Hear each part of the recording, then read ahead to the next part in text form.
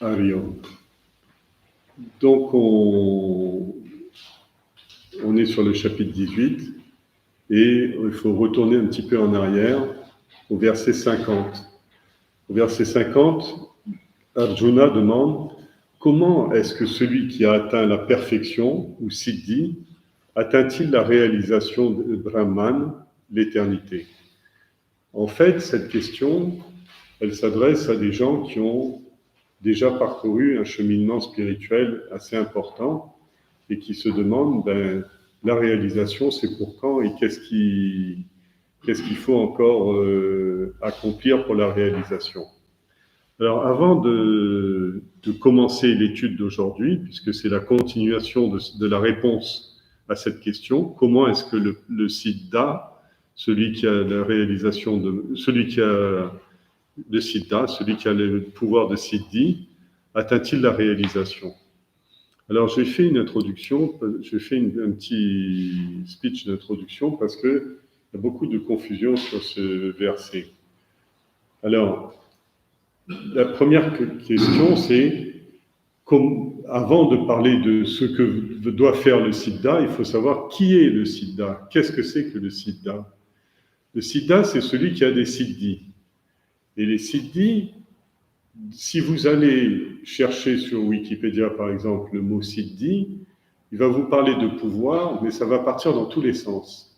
C'est-à-dire, pour les bouddhistes, c'est des pouvoirs surnaturels que l'individu acquiert au cours de son développement spirituel.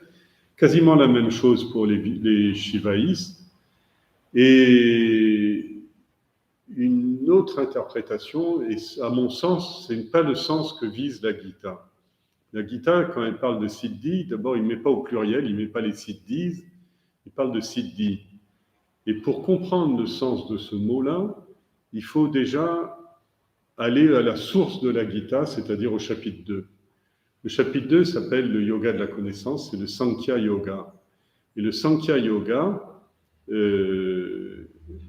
il parle pour l'accomplissement de la voie complète, le Tattvamasa, il faut accomplir les 8 siddhis, c'est-à-dire les 8 formes, il faut aller vers la connaissance de 8 façons différentes. C'est-à-dire il y a 8 façons d'aller vers la connaissance.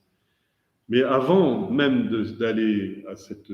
On va les décrire et en parler, mais avant ça, allons prendre une autre problématique. Faites table rase. C'est-à-dire, nous, par exemple, intérieurement, on est tous porteurs de caractéristiques animales et de traits d'ADN inférieurs qui nous viennent des mammifères. Et ils subsistent toujours en nous. Alors, ils subsistent toujours en nous sous un nom en sanskrit que les gens aussi ont du mal à comprendre, qui s'appelle les samskaras. Samskaras, c'est-à-dire quand ils font un vœu. Mais quand ils font un vœu, c'est à partir de la volonté de tout ce qu'ils sont intérieurement.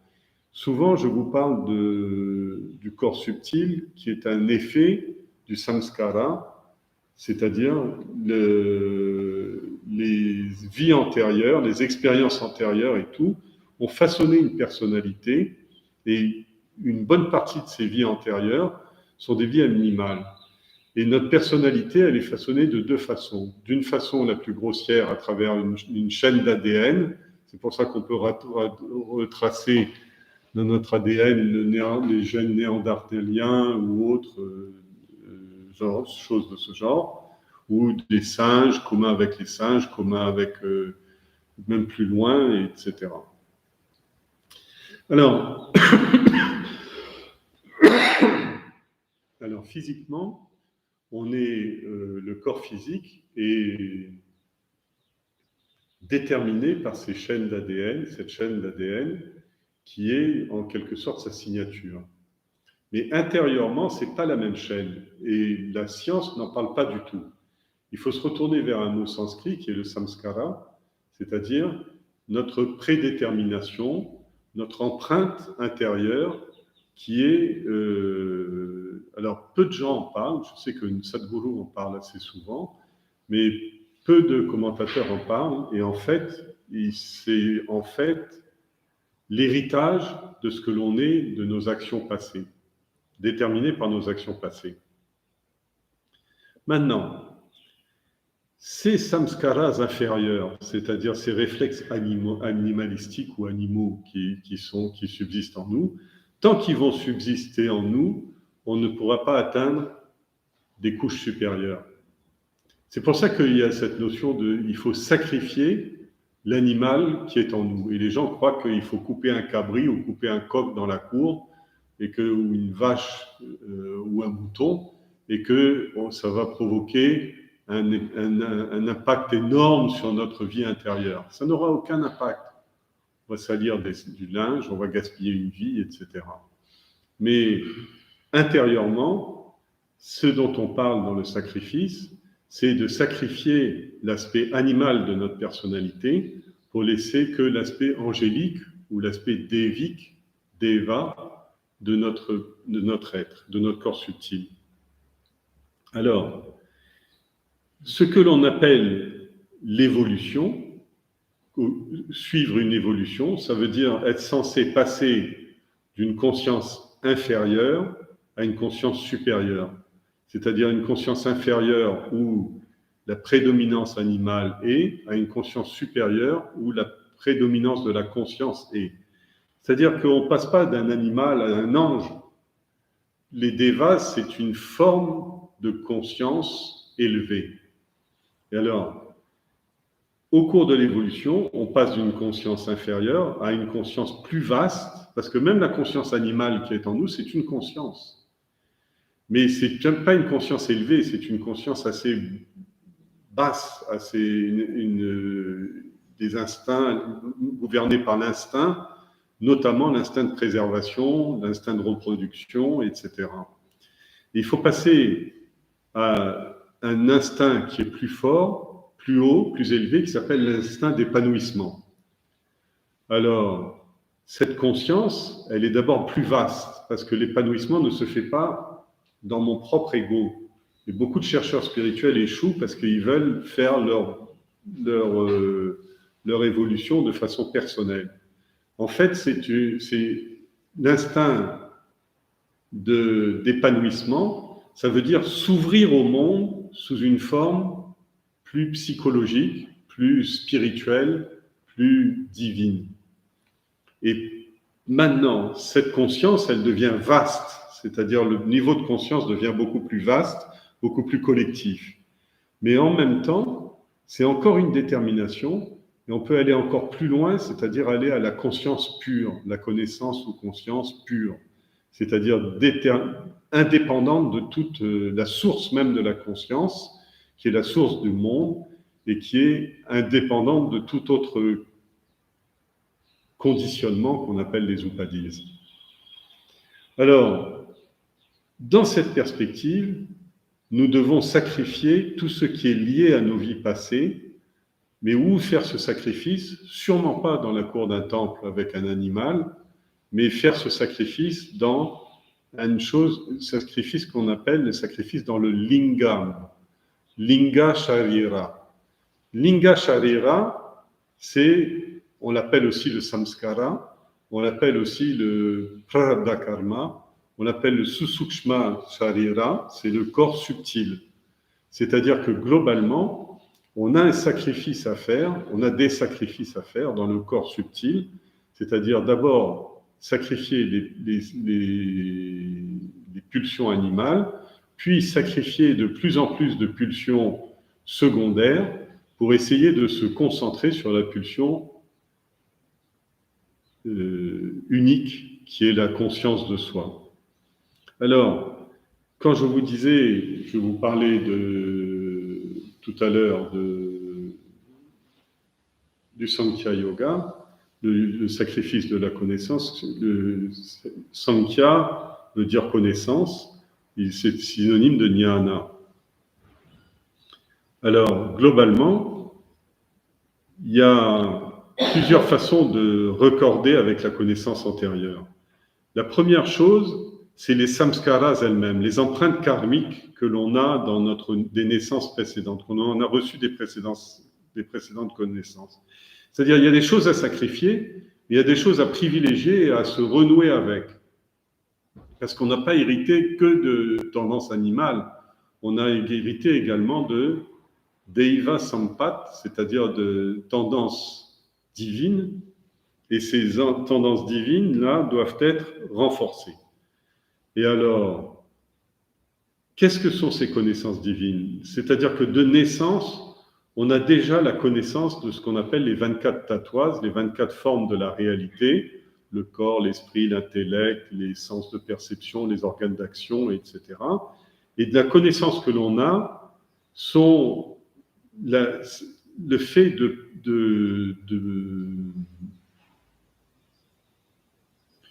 le fait de faire la reconnexion avec ces choses-là devient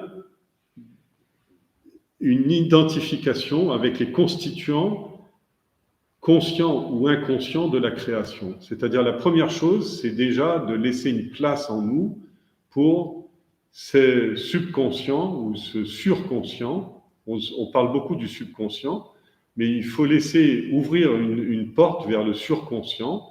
Et le surconscient en nous est une chose qui est déjà là et dans laquelle on peut puiser. C'est une première source. La deuxième source, c'est Shabda, c'est-à-dire s'associer à une personne évoluée, un gourou. Si je perds ma feuille. C'est l'enseignement d'un gourou. C'est-à-dire que une personne peut avoir le rôle de gourou, c'est-à-dire d'éclairer la personnalité à travers des moments particuliers qu'on appelle upadesh, c'est-à-dire des lieux sublimes ou les lieux suprêmes de la pensée, ou dans lesquels on est baigné dans la lumière de la conscience directement. La troisième façon de faire, c'est l'étude des Védas et des textes qui lui ressemblent. C'est-à-dire tous les textes sacrés, et quand on les étudie un peu sérieusement, ou en tout cas avec un état d'esprit positif et constructif, ça provoque une grande évolution chez l'individu, ça lui fait monter sur l'échelle de l'évolution. Il y a d'autres façons aussi, c'est acquérir des connaissances auprès de personnes de grand cœur qui sont engagées dans la diffusion de la connaissance. Ça peut même être indirectement à travers YouTube, etc., ou d'autres, ou Wikipédia, c'est-à-dire des gens qui, par bonne volonté, par empathie, ont diffusé ou ont essayé de propager cette connaissance intime, cette connaissance de la profonde qui conduit à la libération. Alors, il y a aussi des évolutions qui sont provoquées par accident, c'est-à-dire sans qu'on s'y attende. On rentre dans une salle, on ouvre un livre, etc. Et tout d'un coup, alors c'est en connexion avec les autres, mais c'est un phénomène qui peut être vraiment assez surprenant, assez saisissant, et qui en fait est lié au samskaras, mais qui révèle ce monde intérieur. Et puis après, il y a la libération des obstacles. C'est-à-dire qu'il n'y a pas besoin forcément à ce moment-là d'une action positive, mais il y a un besoin de se libérer des obstacles. Adhyatmika, Adhibhautika et Adhideivika. C'est-à-dire se libérer de la douleur, de la déception, etc., et du manque de connaissances intérieures, se libérer de la douleur résultant de la possession et de l'attachement aux gains matériels, se libérer de la douleur liée au destin ou de la dépendance au destin.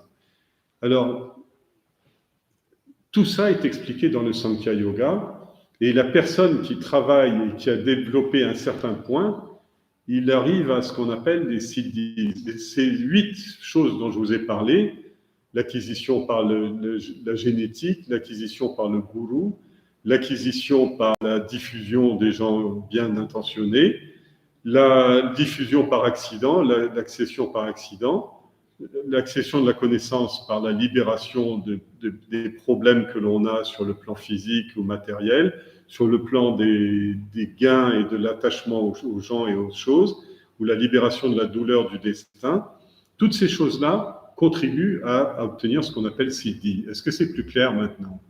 Et donc, une personne qui a fait un grand travail, qui a commencé déjà un grand travail de libération, on l'appelle un Siddhi, un Siddha, c'est-à-dire celui qui a eu un Siddhi. Maintenant, je reprends le verset 50 pour vous le relire et vous allez mieux comprendre comment celui qui a atteint la perfection ou Siddhi atteint-il la réalisation de Brahman.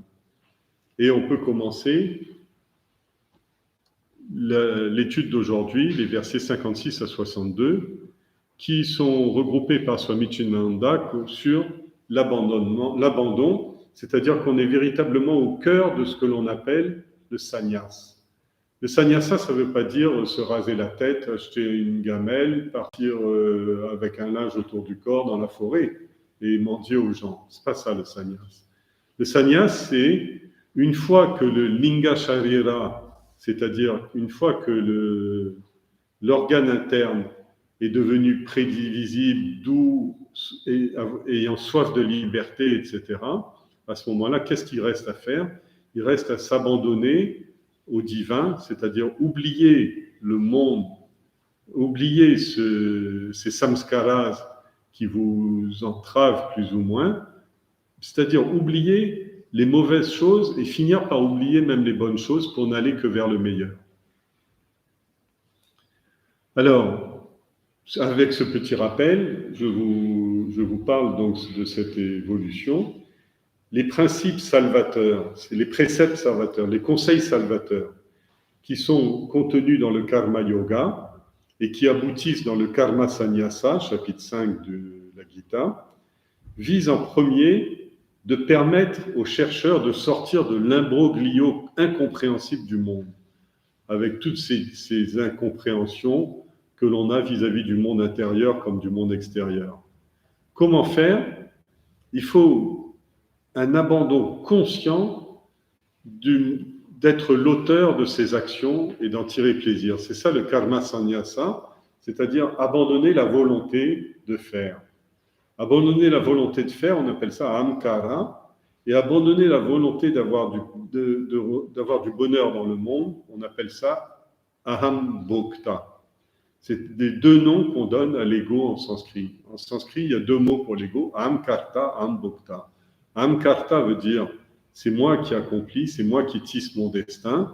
Ahambhokta, c'est le monde va me procurer le bonheur suprême, tôt ou tard, ou d'une partie, et en accumulant ces petites parties de bonheur, je vais avoir un bonheur total. Mais ça ne se produit pas. Alors, ils disent, ça vous conduit à un imbroglio. Pourquoi ça m'arrive à moi? Pourquoi est-ce que alors que j'ai tout bien fait, les choses ne se passent pas comme je voudrais? Pourquoi, alors que je suis gentil, je vieillis et je vais mourir? Pourquoi est-ce que je cours sans arrêt vers sa propre perte et sa catastrophe?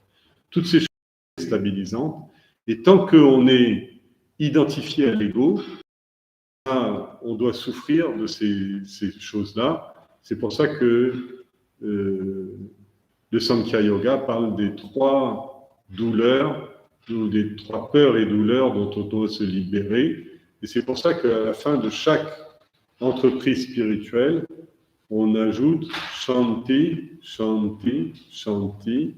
Il faut s'apaiser de toutes les douleurs du monde. Mais c'est pas tout. C'est déjà un assez vaste programme. Mais il y a une autre chose, c'est-à-dire que quand un chercheur devient un siddha, c'est-à-dire quelqu'un qui a ce pouvoir spirituel de la maîtrise intérieure de son destin, alors les actions de ce chercheur doivent refléter la splendeur des éblouissantes vérités spirituelles qu'il a reçues, susciter de l'amour et de l'enthousiasme. Swami Chinmayananda dit quand quelqu'un est arrivé au niveau de Siddha, c'est-à-dire quand quelqu'un est arrivé au niveau de la perfection spirituelle, sa caractéristique, c'est qu'il enrichit et il intensifie met devant le nom des grands swamis, etc. On a Shri. Shri veut dire la richesse spirituelle et la vie intense. Et c'est aussi l'épouse de Lakshmi, Lakshmi, l'épouse de Vishnu, c'est-à-dire l'épouse du Seigneur. La dévotion s'exprime par l'attitude que l'on adopte quand on effectue des transactions, chaque fois qu'on effectue des transactions avec le monde. Chaque être doit être reconnu sous son apparence comme étant une manifestation perceptible de la conscience. C'est-à-dire que globalement, l'individu, d'abord, il considère chaque être qu'il rencontre au cours de sa journée comme étant un des aspects du divin avec des caractéristiques particulières, plus ou moins lumineuses, plus ou moins brillantes, etc. Mais rien n'est superflu, tout fait partie du plan pour que le monde puisse fonctionner, la roue cosmique puisse tourner. Alors, lui, il doit intensifier la vie autour de lui, il doit enrichir la vie, c'est-à-dire qu'avec toutes les personnes, même les plus négatives, il doit essayer de tirer la relation la plus correcte que possible. C'est ce qu'on appelle agir. Et agir nécessite s'exprimer et aborder les gens avec une attitude qui est vraiment positive, qui est vraiment constructive, qui est vraiment une attitude de soutien. Dès lors, tout naturellement, on ne peut ressentir que de l'amour et de la compassion envers tous les êtres lorsqu'on voit que ce sont tous des reflets de Dieu. C'est une empathie qui jaillit, c'est-à-dire que quand vraiment on ne met aucune étiquette négative sur personne, on arrive à avoir une envie irrésistible il n'y a pas besoin de se forcer ou de faire on a quelqu'un de malade en face de soi, il n'y a pas besoin de construire un hôpital. Mais il y a besoin de ressentir l'empathie. Or, tout le monde est malade de ce manque de connaissance absolue, de ce manque de... On doit comprendre qu'on doit soutenir tout le monde dans leurs entreprises, que ce soit dans la façon dont ils élèvent leurs enfants, dans la façon dont ils conduisent leur ménage ou leur couple. Il faut comprendre que tous ces gens-là participent d'une façon ou d'une autre, sont des rouages dans un cycle, et que donc le siddha, c'est-à-dire celui qui a conscience tout le temps de ça, il est l'auteur de l'enrichissement et de l'intensification de la vie autour de lui. Mais, donc, l'empathie jaillit, il faut continuer d'avoir peur. Comme un cobra, c'est-à-dire qu'à tout moment dans l'esprit, il va piquer et tuer le climat spirituel intérieur. Et on perd des gens dans les ashrams, dans les enseignements, etc. Parce que, à un moment ou à un autre, l'ego reprend le dessus et le capuchon de l'ego couvre tout de suite cette entrée de lumière, même si elle est imparfaite, etc. Mais il couvre tout de suite ça parce que ça lui déplaît. Précédent, il vous a dit que toutes les qualités sattviques doivent être résolument pratiquées par l'individu. Pourquoi ? Pour arriver à un état qu'on appelle l'état de siddha, viser la perfection psychique. Mais ça ne suffit pas. Dans cette dorée, il faut un plan de défense et Krishna va nous donner le conseil dans le verset 56. Ça va, vous avez compris l'ensemble ? C'est-à-dire karma yoga, perfectionnement de l'espace intérieur, karma sannyasa, c'est-à-dire renoncer comme dans le monde extérieur, siddha, pratiquer la perfection à travers tout ce qui favorise l'acquisition et l'assimilation du message des Écritures sacrées. Et une fois qu'on est arrivé là, c'est-à-dire qu'à chaque fois, sur chaque événement de la vie, on arrive quasiment à décoder à travers le message des Écritures sacrées, mais il faut en plus aller se faire vite un vaccin Covid. Il faut aller vite se faire un vaccin pour que cette chose-là ne soit pas préservée. Parce que toute atteinte de l'ego, toute attaque intérieure de l'ego va nous provoquer une chute dans l'escalier. Il va falloir remonter un certain nombre de marches. Si on a descendu que 3 marches, bon, ploc, on revient vite. Mais si on dégringole une volée d'escalier et qu'on ne s'est fait pas quand l'ego a frappé On ne sait pas à quel point l'oubli, jusqu'où l'oubli va nous amener. Et cet oubli-là, pour le rattraper, ça va être à nouveau de grands efforts. Je pense que le message, il est très clair. Sarva karmani apisada kurvana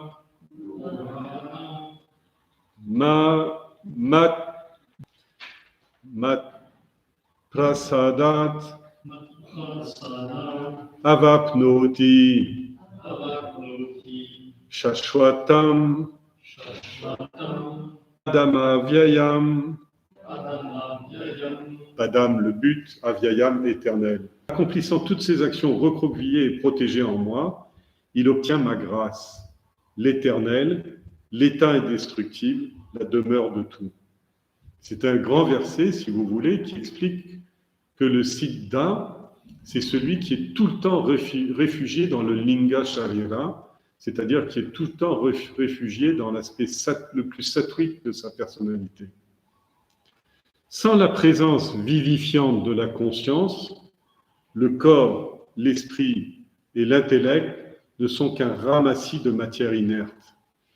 Se souvenant constamment de cette vérité et s'identifiant toujours à cette réalité de la conscience, au cours de chacun des actes qu'il accomplit, le chercheur va s'attaquer avec dévotion, avec bhakti, avec dévouement, qui consiste à croire qu'on est l'auteur de ses actions, qu'on est le ahamkara. Il n'y a aucune raison de vouloir engranger personnellement ce que produisent nos actions, c'est-à-dire le karma pala. Forcément, qu'est-ce qui se passe? C'est que dans le langage du rituel, on parle du sacrifice, c'est-à-dire yegna. On sacrifie des fruits, un coco, etc., dans le feu du sacrifice, dans le feu de l'action. Mais dans le Vedanta, on ne parle pas des samskaras, on parle surtout des vasanas. Les vasanas voulant dire les graines, les germes des actions ou des bêtises que l'on a fait, surtout des bêtises que l'on a fait dans le passé. Alors, le grand message de toute la Bhagavad Gita, c'est il faut se débarrasser des vasanas. Il faut éliminer les vasanas. On les élimine par deux façons. Les actions qu'on entreprend, à ce moment-là, on est dans le karma yoga, et on l'élimine d'une autre façon, c'est par la compréhension du monde intérieur, la connaissance du monde intérieur. C'est le jnana yoga. Je répète toute cette phrase parce qu'elle est longue et vous devez la retenir. C'est-à-dire, on élimine les vasanas grâce aux actions que l'on accomplit dans le monde intérieur ou des actions sacrificielles, des actions sacrées qu'on accomplit dans le monde intérieur, des actions extérieures en accomplissant son prarabdha karma, des actions intérieures en accomplissant des actions superfétatoires, c'est-à-dire des actions gratuites que l'on fait pour évoluer. Alors ça, c'est une première façon d'évoluer. Et la deuxième façon, c'est en acquérant de la connaissance, c'est-à-dire en accumulant de la connaissance et en augmentant ses connaissances. Donc, karma yoga, jnana yoga. Karma yoga intérieur, jnana yoga, et le tout renforcé par bhakti yoga, qui, en fait, est l'enthousiasme, la foi, l'amour, etc., qui fait sortir nous fait sortir de nos gonds, c'est-à-dire nous fait sortir de nos routines, nous fait sortir de la façon dont on fonctionne habituellement pour aller vers karma yoga, jnana yoga. Oui. Une question sur Arma Grâce. Oui, j'y arrive. Cette qualité, c'est-à-dire, une fois que ces vasanas vont être stérilisés, il faut s'attendre à ce qu'une pureté de cœur exceptionnelle projette clairement la brillance de la conscience qu'on porte en soi. Et c'est ce qu'on appelle la grâce. La grâce, c'est pour répondre directement, elle est visible intérieurement, ce qu'on peut l'identifier avec l'estime de soi, c'est-à-dire à un moment, quand l'individu ressent et purnamadam, purnamidam, c'est-à-dire quand il ressent une plénitude intérieure, on appelle ça la grâce, c'est-à-dire qu'il est dans l'état vibratoire le plus élevé de sa personnalité, celui de la pureté de l'amour. D'accord? Ce qui se ressent par la clarté va déborder. Enfin, on a l'impression que le cœur n'en peut plus de ce qu'il contient. On appelle ça la grâce. Et à l'extérieur, cette qualité se traduit par tejas, c'est-à-dire la personne est lumineuse, c'est-à-dire elle est claire dans son propos comme dans ses intentions. C'est-à-dire que tout est lumineux. Ça va pour la grâce? Donc la grâce, c'est en fait quand l'individu arrive à se placer sous l'influence directe de la conscience.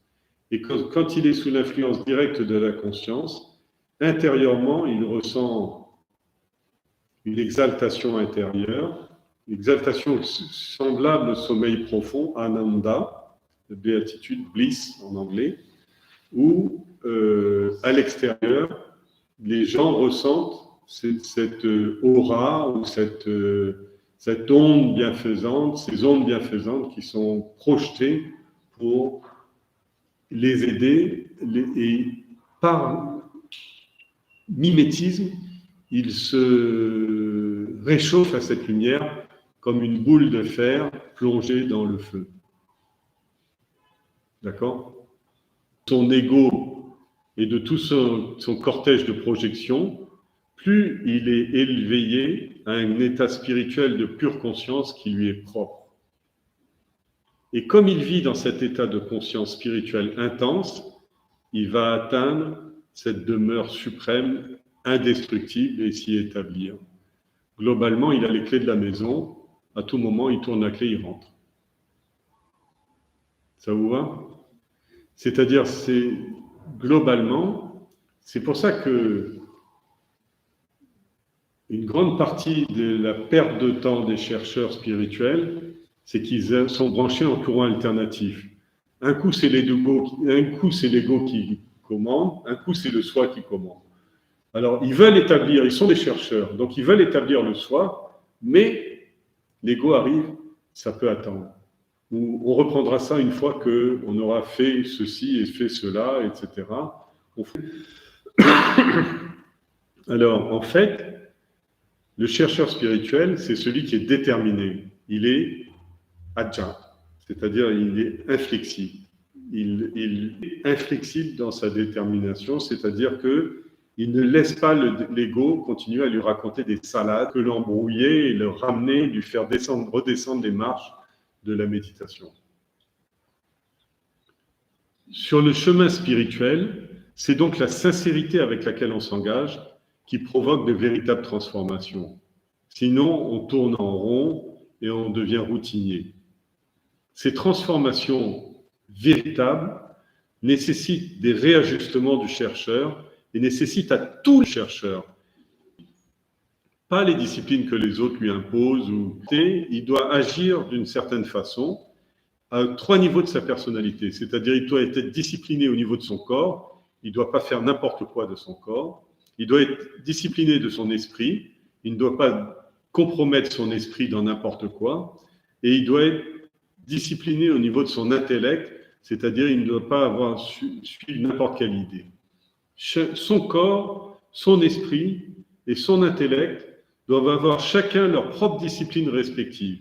Et ces 3 formes de discipline doivent tout aider le chercheur à s'aligner sur la perfection intérieure.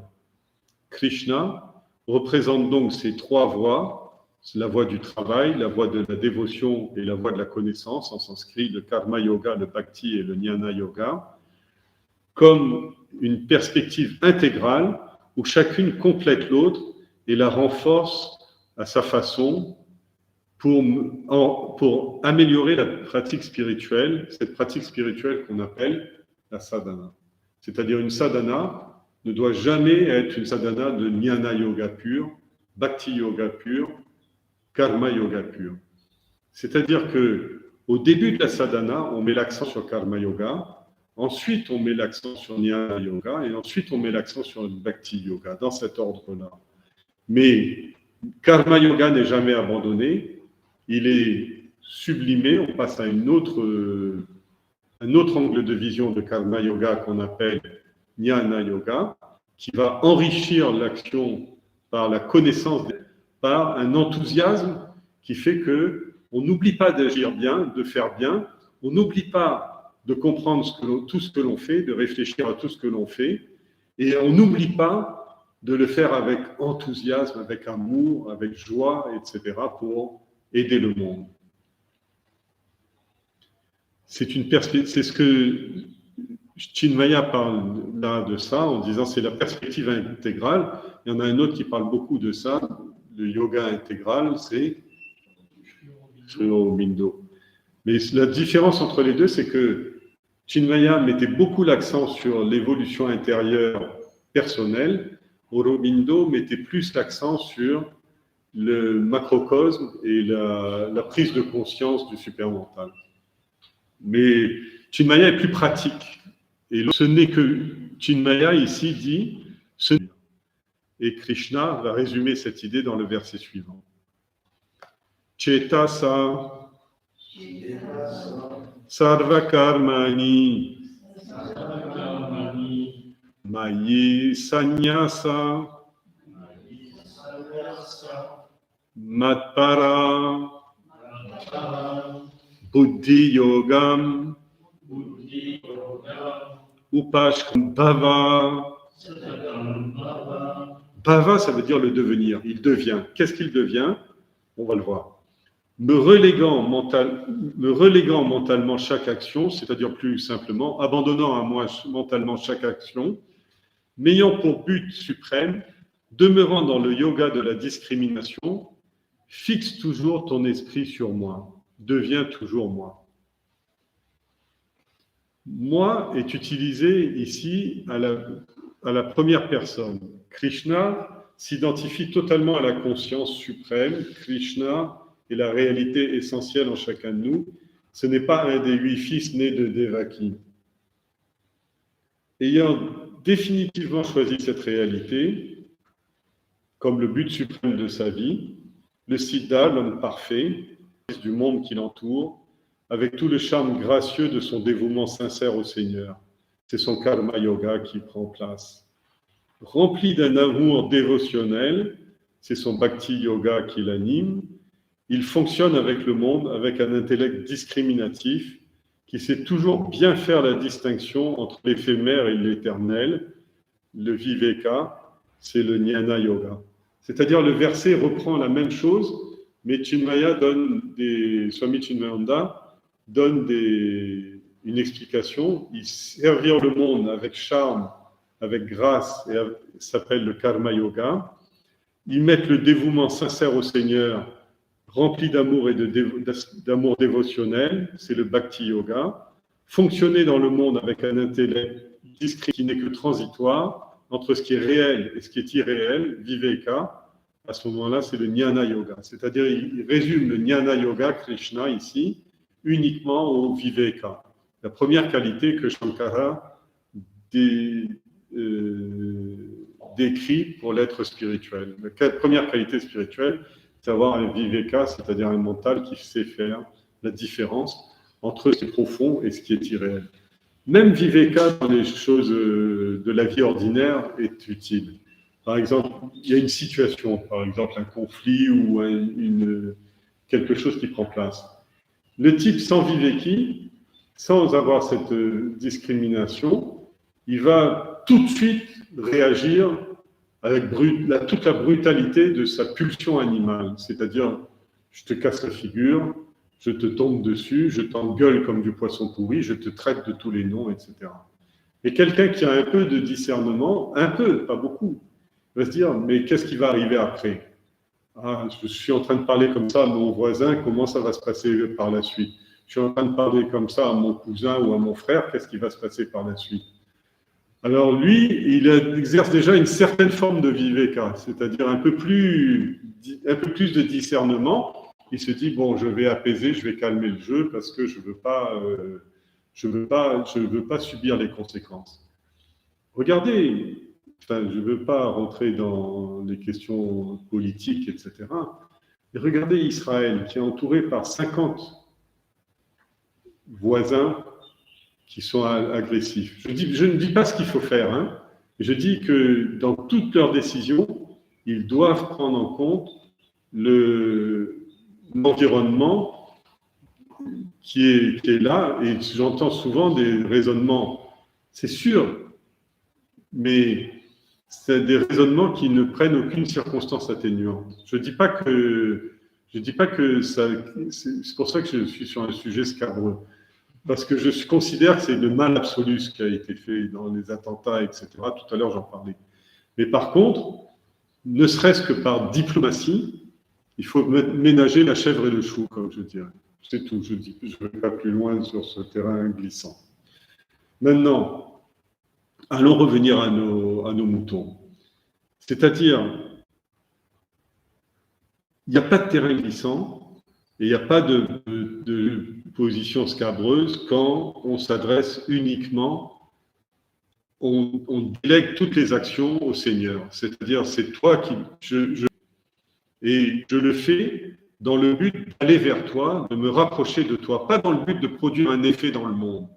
À ce moment-là, je reste dans le yoga du discernement, de la discrimination, et je fixe toujours mon esprit sur toi. C'est pour ça que je disais que le Jnana Yoga, c'est pas seulement la distinction entre ce qui est un peu plus loin, et voir plus loin que le bout de son nez et voir l'état de la situation directe, mais si on va très loin, c'est-à-dire c'est faire la différence entre le temporaire, l'éphémère, l'impermanent, le périssable, et l'éternel, l'absolu, le permanent, etc.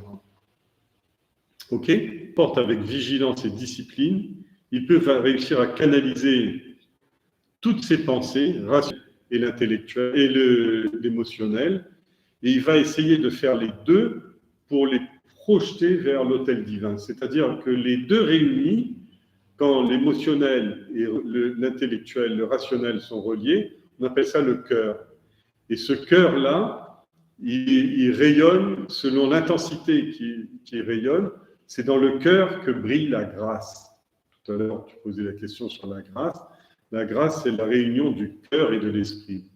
Et quand le cœur et l'esprit sont réunis pour servir le soi absolu, Atman, à ce moment-là, quand cet Atman se met à briller de la beauté de Bhakti, à ce moment-là, la grâce... Alors, nous avons appris au cours de l'étude de la Gita que toutes les tensions, toutes les luttes que l'on considère dans ce monde de transmigration qu'on appelle le samsara, les techniques pour l'ego étant en grande partie caractérisé par Avarana Shakti. C'est pour ça tout à l'heure je disais le capuchon du serpent qui couvre la situation. L'ego ne pique que quand on ne peut pas atteindre la compréhension d'une situation. Alors, oui, on a appris que de face à toutes ces luttes, etc., il y avait plusieurs techniques pour s'extirper de l'emprise que l'ego exerce sur nous. On a étudié vraiment tout ça tout au long de la Gita. Donc la liberté ou la servitude vis-à-vis de son propre ego est un choix délibéré que nous effectuons. Ce qu'il ajoute là, c'est qu'il y a une responsabilité de plus pour un chercheur spirituel. C'est-à-dire que le chercheur spirituel, celui qui a pratiqué plus ou moins le yoga de la connaissance, il a eu une grille de lecture du monde et il sait que le monde est périssable, impermanent, criblé de malheur, etc. Maintenant, il a donc un plus par rapport aux autres, et ce plus engage plus de responsabilités, c'est-à-dire que soit il se met délibérément de son plein choix, il ne peut pas dire je n'ai pas fait exprès. Vous savez, chaque fois qu'on va dans une cour pénale, on dit comment? C'est-à-dire je ne sais pas ce que j'ai fait. Je ne sais pas ce que j'ai fait au moment où j'ai fait, mais on sait toujours ce qu'on a fait. J'ai pas voulu savoir, je ne veux plus savoir ce que j'ai pensé à ce moment-là, alors je l'enfonce dans l'oubli. C'est pour ça que, généralement, face à des choses trop terribles, il y a un processus qui s'appelle l'amnésie. Mais en fait, c'est de toute façon, ça s'appelle d'une seule façon, c'est l'oubli. Parce que l'oubli est lié à Antakarana. Dans le monde cosmique, rien n'est oublié. Tout est inscrit pour toujours. Donc, il n'y a pas cet oubli qui est possible. Alors, la liberté ou la servitude ou l'esclavage vis-à-vis de son ego, son propre ego, est un choix délibéré que nous faisons à chaque moment en toute connaissance de cause. L'affaiblissement de l'ego, en fait, si on veut se libérer de l'ego et affaiblir son ego, ça permet au divin d'inonder un peu plus notre personnalité de lumière. Quand la tranquillité règne en maître, les appréhensions que l'on a et les doutes que l'on a non fondés, qui assiégeaient notre esprit obscurci, se dissipent comme par un enchantement. Ce que veut dire Sarva Durgani Matrasadat Tarishyasi Atachet Tvam Ahamkarat Nashroshyasi Vinangshyasi. Il parle au futur, là. Shyasi, ça veut dire futur. Alors, en fixant ton esprit en fixant sur moi ton esprit, il y a deux versets dans un seul. Il y a une première partie du verset qui dit « En fixant sur moi ton esprit, tu vas, par ma grâce, surmonter tous les obstacles. » Et la deuxième partie du verset « Mais si par égoïsme, c'est-à-dire si en te mettant sous ton ego, tu ne m'écoutes pas, tu vas périr. Si l'ego prend le dessus, tu vas périr. » La grâce, on y revient, la grâce, c'est l'influence bénéfique que la sérénité divine et naturelle du soi exerce sur notre nature profonde. La grâce se fait au niveau causal. C'est-à-dire, c'est au niveau causal que le raffinement, la purification des vasanas, l'élimination des vasanas dans le corps causal, est déjà établi, mais qui ne peut s'exercer. La grâce est l'influence bénéfique de la sérénité divine et naturelle du soi, et qu'elle exerce sur notre nature profonde. Mais que va-t-il arriver si on choisit de ne pas suivre ce qui nous a été enseigné? Tout simplement parce qu'on trouve que le cheminement est trop difficile ou trop fort à faire pour nous. Krishna répond par une grosse mise en garde. Si par égoïsme, tu ne m'écoutes pas, tu vas périr. Il n'est pas en train de nous lancer une horrible menace ou un mauvais sort, etc. Il énonce juste un fait, une loi de la nature, un avertissement selon lequel quiconque enfreint les lois s'applique sans faire de distinction entre les personnes. Parce que, par exemple, la loi de l'électricité, même si c'est un bébé innocent qui a mis le doigt dans la prise, mais il va subir les conséquences. Alors, d'autre part, la vérité est inaltérable et indéformable. C'est-à-dire, on ne peut pas dire, oui, c'est la vérité absolue, mais moi j'ai une autre vérité. Non, il n'y a qu'une seule vérité. Ou je mens, ou je suis authentique. Alors, la vérité est quant à elle inaltérable, indéformable. Les sanctions qu'inflige la vérité n'épargneront donc aucun contrevenant, quel qu'il soit. Celui qui reste sourd au conseil de sa voix intérieure, qui reste sourd au cri intérieur de sa conscience, qui le guide depuis le suprême, il va vivre écrasé sous la tyrannie de son ego. Il va inexorablement plonger dans un labyrinthe inextricable d'angoisse, d'agitation et d'obstacles de toutes sortes. C'est une vérité implacable. Alors, il n'y a pas grand-chose à commenter dessus, tout est dit. C'est-à-dire, il vous dit, en fait, comment on tombe sous l'ego? On tombe sous, d'abord, Avaranam Shakti, c'est-à-dire occultation de la vérité. Et après, Vikshepa Shakti, projection psychique de toutes sortes d'habillages sur cette ignorance. Mais d'abord, il y a un point noir. L'ego, c'est un point noir, c'est-à-dire c'est d'abord Avaranam Shakti, avidya. C'est-à-dire que pour faire une bêtise, il faut commencer par rentrer dans l'ignorance. C'est-à-dire que la première chose, c'est la domination de l'ignorance. C'est quand avidya a dominé vidya. Quand l'ego a dominé le soi. C'est maya, c'est-à-dire c'est un point incompréhensible. On ne sait pas pourquoi ça arrive, on ne comprend pas pourquoi ça arrive, mais on a laissé la chose arriver. Une fois que cet ego est mis en place, à ce moment-là, de cette ignorance, à partir de ce point ignorant qu'on a en nous, à ce moment-là, il va arriver les projections de l'ego. Je veux ceci, j'exige cela, je ne veux plus de ça. J'espère avoir dans le futur que ça se passera mieux. Je vais refaire ce qui a été dans le passé, etc. Tourne dans tous les sens. De ça, il n'y a que deux sorties.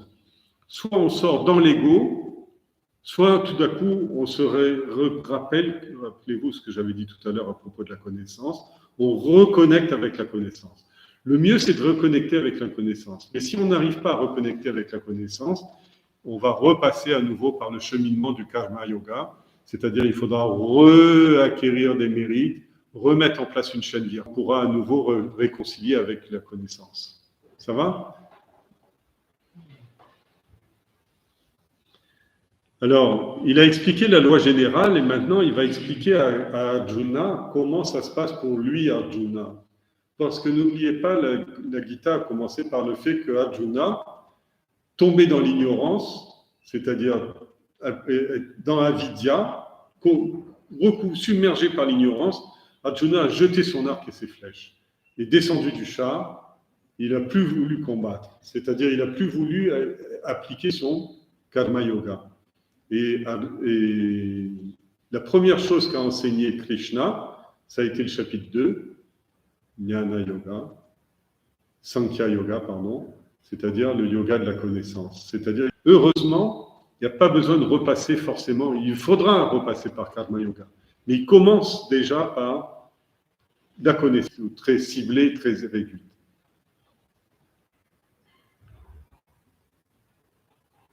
Yatankaram Ashrityana Yotsya Iti Maniyase Mityeisha Vyavasayahate Prakriti Tvam Niyokshyati. Si ta résolution est vaine, parce que ta nature, ta prakriti, va t'y obliger. La nature, prakriti, va t'y obliger. Juste au moment où le combat décisif allait commencer, le chevaleresque héros Arjuna s'apprête à fuir honteusement le champ de bataille. Il est dévoré par une crainte irrépressible. Le vrai fond, c'est qu'il a peur. Il évoque même avec éloquence certaines raisons qui, selon lui, plaident ostensiblement en faveur de son abandon. C'était d'ailleurs précisément ce problème qui nous a valu d'hériter du chant du glorieux qu'est la Bhagavad Gita. C'est pourquoi, vers la fin de son discours, vers la fin du livre, contradiction et ses propres malentendus, même s'il ne veut pas renoncer à ses analyses superficielles et continuer à s'entêter dans l'erreur, il devra opter pour la sagesse absolue. Ses instincts innés de Kshetriya vont quand même le forcer à reprendre les armes. Alors en fait, il dit, même si vous renoncez à la recherche spirituelle, à votre sadhana, vous n'y renoncerez jamais complètement. Parce que la nature va vous obliger à remettre. Mais seulement, il y aura des dégâts, il y aura des cicatrices. Il va falloir guérir, il y aura une convalescence, je cherchais le mot. Alors, au cours de cette convalescence, mais quel est le problème pour Krishna, pour Arjuna? C'est que Arjuna, n'oubliez pas, par exemple, la première chose qu'a dit Krishna dans le chapitre 2, il lui a dit une guerre meurtrière, c'est une porte sur le paradis pour un guerrier, pour un kshetriya. C'est-à-dire, on va dire par exemple, une deuxième guerre mondiale est une guerre celui qui est né avec cette kshetriya. Alors, pour lui, le fait de pouvoir mettre ce guna rajasique au service d'une noble cause qui est sattvique, eh bien, ces vasanas intérieurs, son samskara dont je parlais tout à l'heure, ou son prarakarma, dans cette guerre, puisqu'il a fini par la faire, il va avoir accompli 90% de ce pourquoi il est sur la terre. C'est-à-dire qu'il est tout de suite, ça va être tout de suite prêt pour aller vers le sannyasa yoga qu'on est en train d'étudier. C'est ce qu'il est en train de lui dire. C'est-à-dire que si tu vas dans le sannyasa yoga encore engagé dans ta vie matérielle, conditionné par des actions provoquées par ta propre nature, non, c'est ce qu'il avait dit avant. Si tu fixes ton esprit sur moi par ma grâce, tu vas surmonter tous les obstacles. Mais si par égoïsme, tu ne m'écoutes pas, tu vas périr. Plein d'égoïsme, si tu penses que tu ne combattrais pas, ta résolution sera vaine. Conditionné par tes actions passées, ce que tu refuses de faire, tu vas le faire en pleine illusion, tu vas le faire inéluctable. Quand c'est pas encore terminé. Alors, il va revenir, une fois qu'il a zoomé sur Arjuna, il va revenir en arrière et il va parler maintenant de la loi globale, le dharma. Ishwara Sarva Bhutanam. Ishwara, le Seigneur suprême de tous les dieux, de toutes les créatures, de tous les... Hridedeshe Arjuna Tishtati Brahmayam Sarva Bhutani Maya. Alors, le Seigneur, on va essayer de décortiquer un petit peu. Donc, Ishwara Sarva Bhutana, il réside dans le cœur, ô Arjuna, il réside dans le cœur de tous les êtres vivants, ô Arjuna, Tishtati. Il active les êtres vivants, Brahmayam, Brahma, c'est-à-dire il agite tous les êtres, Sarva Bhutani, tous les êtres, Yantra Arundani, qui, comme sur des pistes, sont placés, les pistes de leur destin, par le pouvoir de Maya. Alors, globalement, le sanskrit est vraiment merveilleux. Il est devenu Ishwara. Ishwara,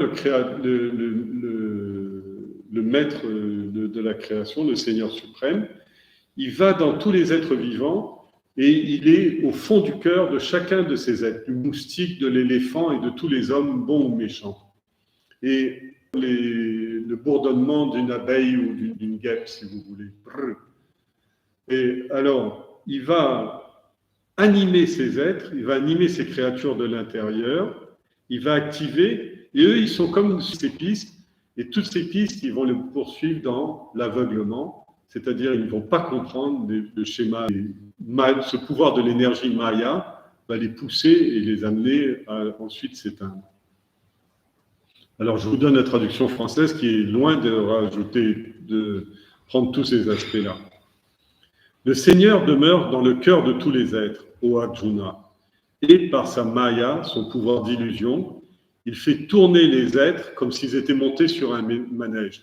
Dans un manège, tout le monde suit la même piste, telle que ça a été donné. Mais là, chacun suit sa route, son propre manège, mais avec la même énergie qui est Maya, l'énergie de l'illusion.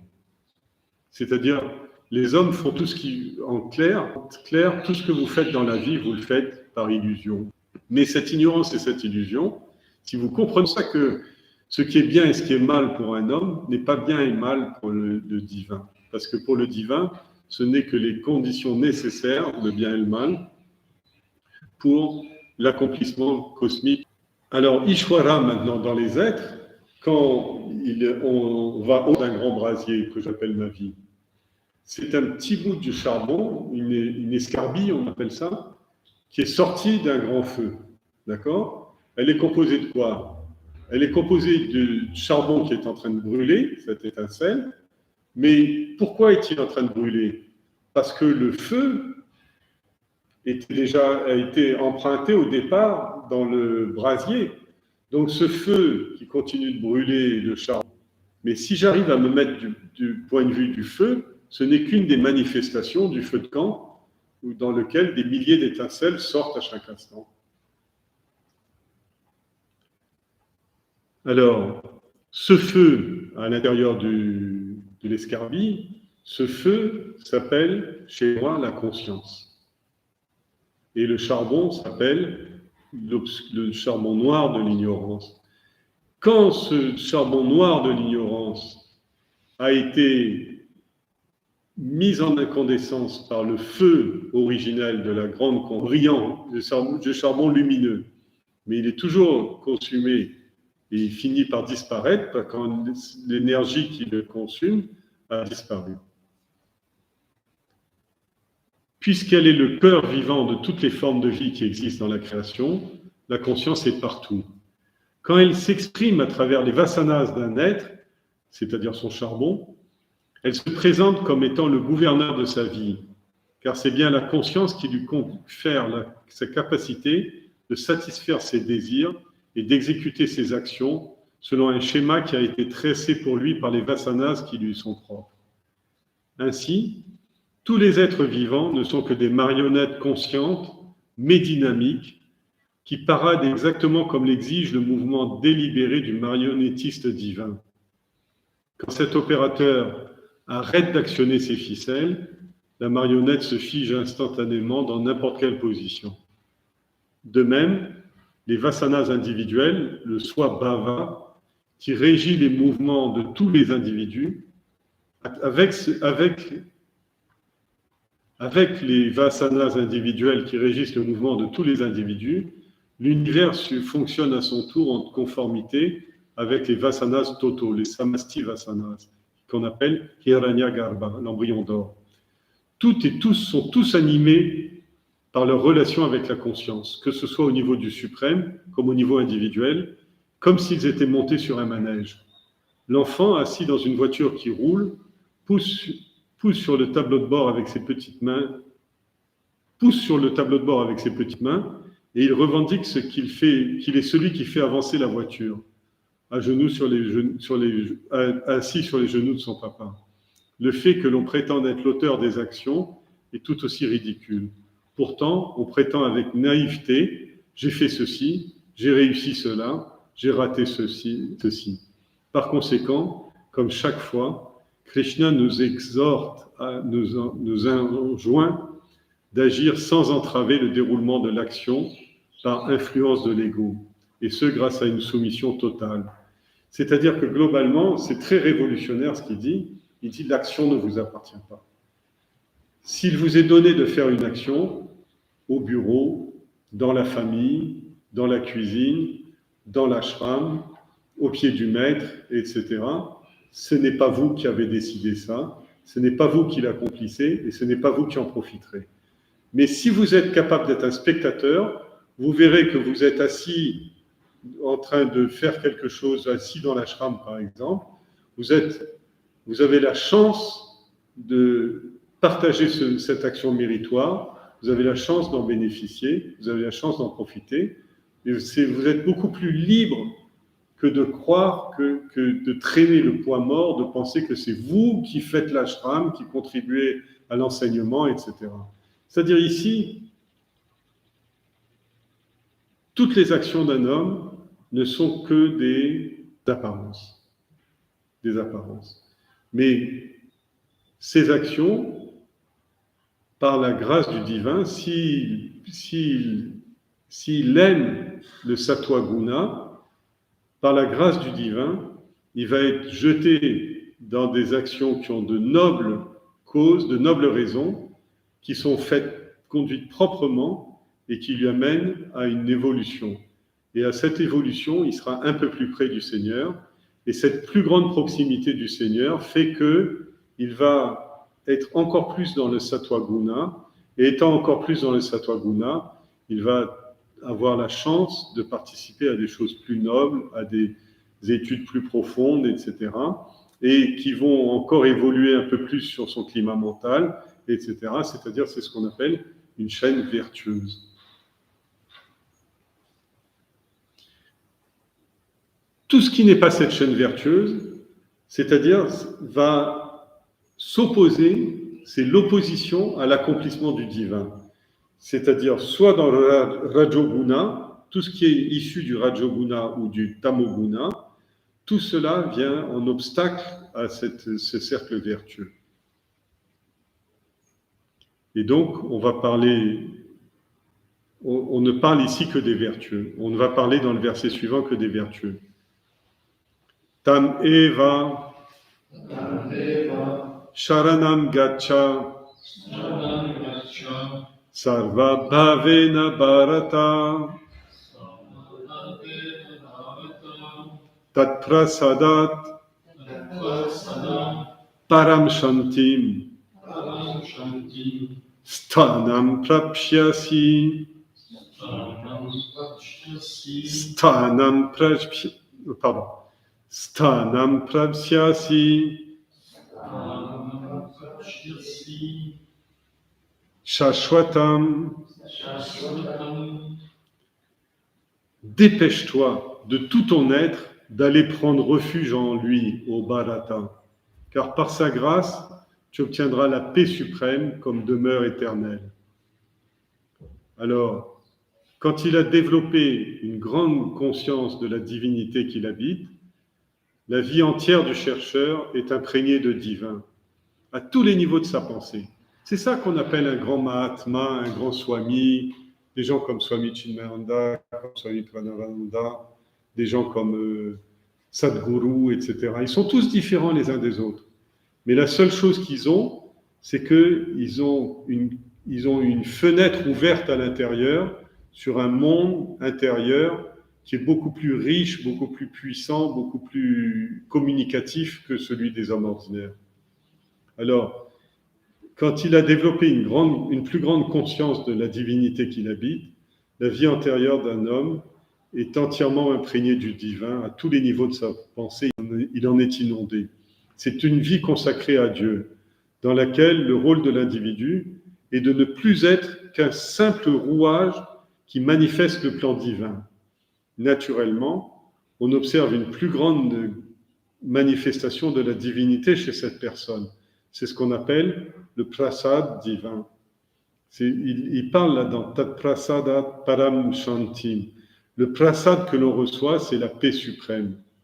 Puis le Seigneur ajoute, par ce prasad, qu'on appelle la grâce, prasad veut dire, grâce se traduit aussi par prasad. Par la grâce, tu obtiendras la paix suprême et la demeure éternelle. Il n'y a rien à commenter. Je crois qu'on a tout dit. N'oubliez pas, l'évolution spirituelle se fait dans le linga sharira, se fait dans le monde intérieur et se fait dans le monde subtil. Dans ce linga sharira, nous avons des vasanas animaux, un ADN animal, et nous avons des vasanas ou un ADN divin. Un chercheur spirituel, c'est celui qui a commencé par mettre au niveau des vasanas animales, qui a commencé à mettre des routines en place, ces routines lui permettant de ne pas perdre de temps et de ne jamais tomber sous la coupe de l'ego. Une fois qu'il ne tombe plus sous les coupes de l'ego, il faut qu'il se vaccine par la connaissance pour pouvoir toujours ne pas tomber dans l'ignorance, mais rester dans la connaissance le plus possible, accumuler le plus possible de connaissances. S'il retombe dans l'ignorance, soit il passe par Karma Yoga, soit il passe par Bhakti Yoga, par Jnana Yoga. Maintenant, une fois qu'il est là, une fois qu'il a acquis un certain nombre de connaissances, il doit s'enthousiasmer, s'emballer, réveiller l'amour en lui et essayer d'aller vers le service du monde, vers le service de Dieu dans le monde. Une fois qu'il a cette fontaine de jouvence dans son esprit, dans son cœur, coule, jaillit de son cœur, à ce moment-là, il doit se mettre sous la protection unique du Seigneur. Une fois qu'il est sous cette protection unique de la paix suprême et de la pureté absolue, à ce moment-là, il va aller demeurer dans le Seigneur. Entre-temps, son corps, monté sur le manège qu'on appelle son pradakarpa, son énergie va s'épuiser, il va mourir comme tous les autres êtres vont mourir. Mais sauf qu'il aura réussi à sortir, retourner au feu originel, au lieu de mourir comme une simple cendre dans ce monde qui se détruit qui se détruit toujours. Ça va ? On arrête là 2 minutes de silence et on fait la prière de fin.